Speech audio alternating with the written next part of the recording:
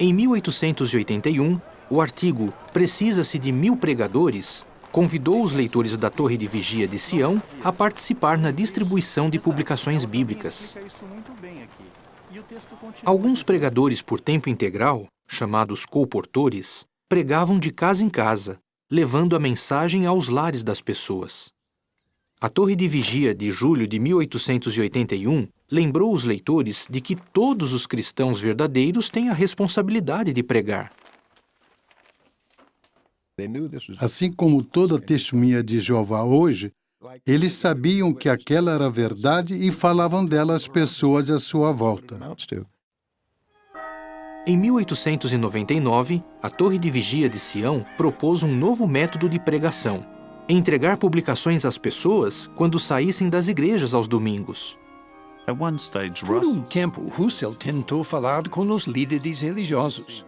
Então percebeu que não conseguiria mudar aqueles sistemas eclesiásticos, mas que era mais importante falar sobre a verdade diretamente com as pessoas. Imagine a reação delas ao sair da igreja.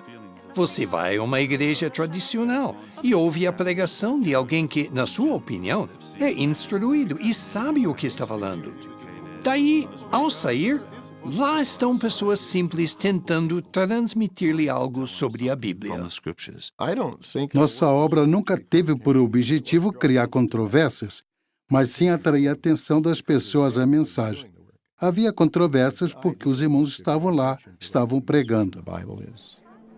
Aqueles folhetos expunham que as religiões haviam se desviado dos ensinos bíblicos e deixavam os clérigos da cristandade furiosos.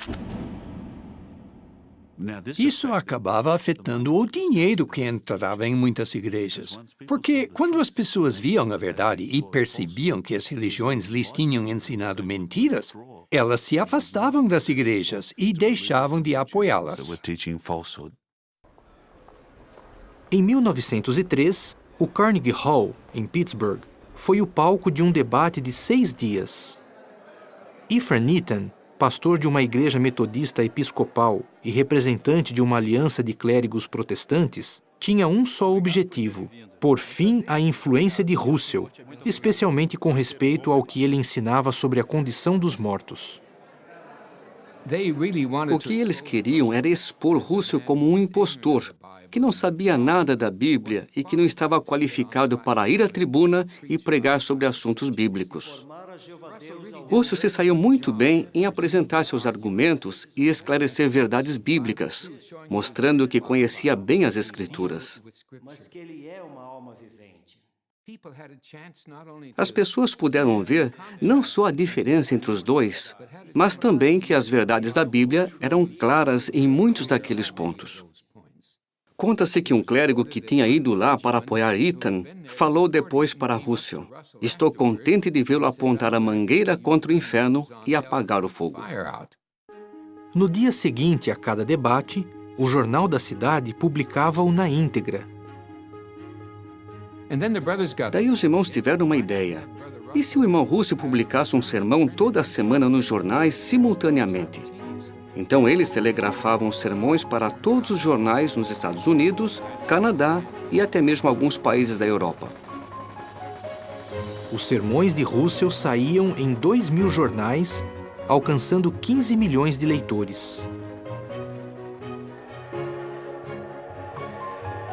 A mensagem se espalhava rapidamente, mas os estudantes da Bíblia estavam decididos a levá-la a todas as partes da Terra. Para isso, Russell planejou uma campanha ainda mais intensiva. Até 1908, a obra tinha sido organizada na cidade natal de Russell, Allegheny, que hoje faz parte de Pittsburgh, Pensilvânia. Mas, para realizar uma obra mais extensa, de alcance internacional, a sede, conhecida como Casa da Bíblia, era pequena demais. Em 1908, Russell enviou Joseph Rutherford e outros irmãos a Nova York para adquirir um local mais adequado para a sede. O local recebeu o nome de Betel, que significa Casa de Deus. Os que moravam ali passaram a ser chamados Família de Betel. Todos eram voluntários. trabalhando arduamente para que a luz da verdade bíblica brilhasse em toda a Terra. Em 1891, Russell e alguns associados já viajavam a outros países para ajudar as pessoas em sentido espiritual. Gostaria que nossa pregação tivesse alcance mundial. Numa viagem de mais de 27 mil quilômetros, eles foram à Europa, à Ásia e à África. Com aquela viagem, eles perceberam a necessidade de produzir publicações em vários idiomas. Depois que Russell visitava um lugar, logo surgiam grupos de estudantes da Bíblia. A obra passou a ser internacional. De 1909 a 1912, Russell se empenhou ainda mais pela obra, viajando pela Europa, pelo Oriente Médio e, por fim, ao redor do mundo.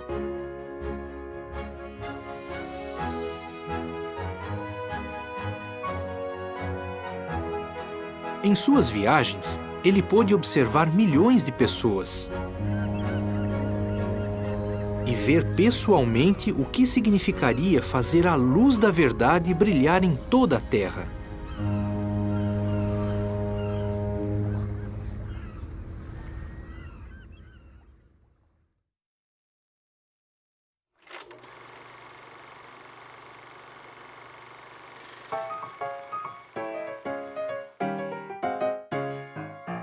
Em 1914, havia cerca de 5 mil estudantes da Bíblia pregando em 68 países.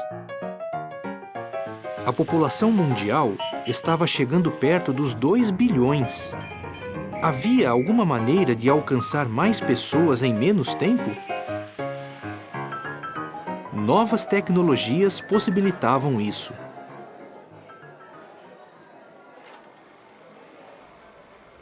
The fourfold grammar of creation is presented by the IBSA, the International Bible Students Association. Its aim is public instruction along religio-scientific lines and in defense of the Bible as the inspired Word of God. Os estudantes da Bíblia realizaram algo inédito. Sincronizando slides e filmes com música e vozes, eles produziram uma apresentação audiovisual de 8 horas. A ideia era mostrar o desenrolar do propósito de Deus desde o início da criação da Terra até o reinado milenar de Cristo. As exibições eram feitas em sessões de 2 horas em 4 noites seguidas. A primeira parte apresentava cada um dos dias criativos,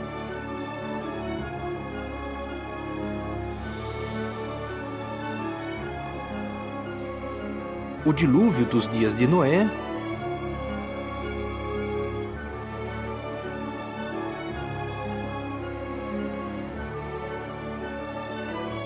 e a fé de Abraão.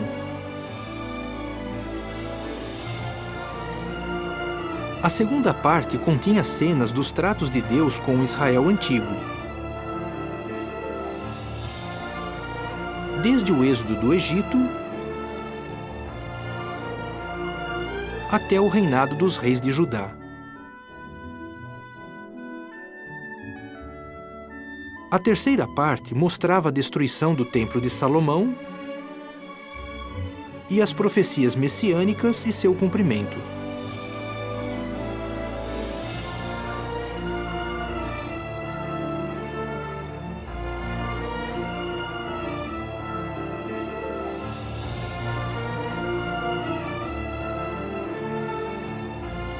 Na quarta parte, os espectadores viam a história do aumento do cristianismo, a perseguição que os primeiros cristãos sofreram e as enormes populações que ainda teriam de ser alcançadas com a mensagem do reino.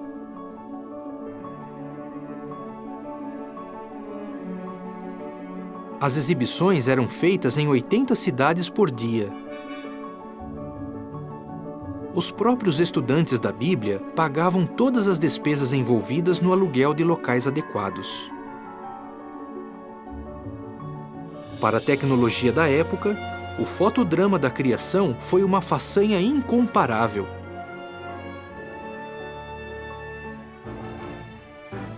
Ainda levaria uma década para que um filme comercial de longa-metragem tivesse música,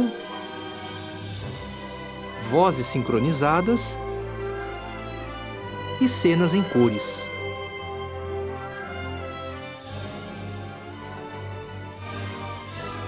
Em apenas um ano, 9 milhões de pessoas em toda a Terra assistiram ao fotodrama da criação.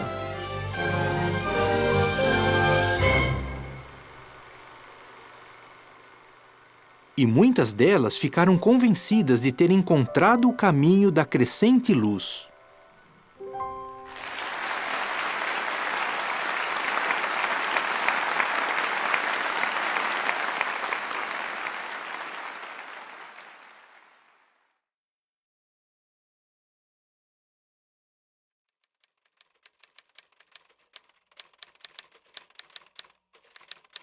Em 1876, Russell havia escrito um artigo na Bible Examiner com o título Os Tempos dos Gentios, quando terminam?, dizendo que os 7 tempos terminariam em 1914. Russell concluiu à base do sonho da árvore, registrado no capítulo 4 de Daniel, que a dinastia que começou com o rei Davi seria restaurada 2520 anos após sua queda. Durante esses anos, nenhum rei descendente de Davi governaria. Os estudantes da Bíblia se referiam a esse período como os tempos dos gentios. O que aconteceria quando esse período terminasse? Eles concluíram que, visto que Jesus era o único qualificado para assumir o trono de Davi, o próprio Cristo começaria a reinar em 1914. O que isso significaria para a Terra? Com base em Daniel, capítulo 2, e Mateus, capítulo 24, os estudantes da Bíblia pregavam que haveria um período de anarquia mundial que culminaria no fim do sistema. Eles acreditavam que, por volta daquela época, a congregação seria levada para o céu. Eles entenderam que 1914 seria um ano significativo, que marcaria o fim dos tempos dos gentios. Achavam que a obra estaria concluída e eles iriam para o céu. Eles esperavam um tempo de recompensa. Eles entenderam que aquele ano teria grande importância. Pensavam que 1914 marcaria o início do julgamento do mundo, ou o Armagedon. Mas as pessoas em geral esperavam um futuro diferente.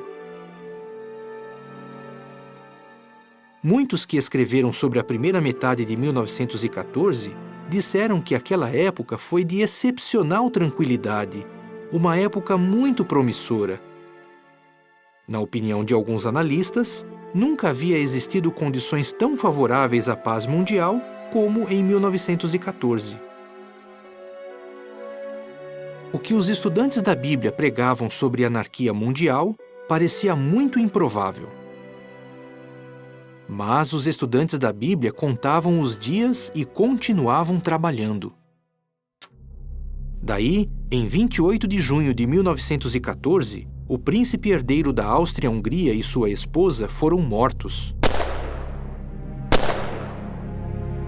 Seu assassino disparou os tiros que desencadearam a guerra mais sangrenta que a humanidade já tinha visto.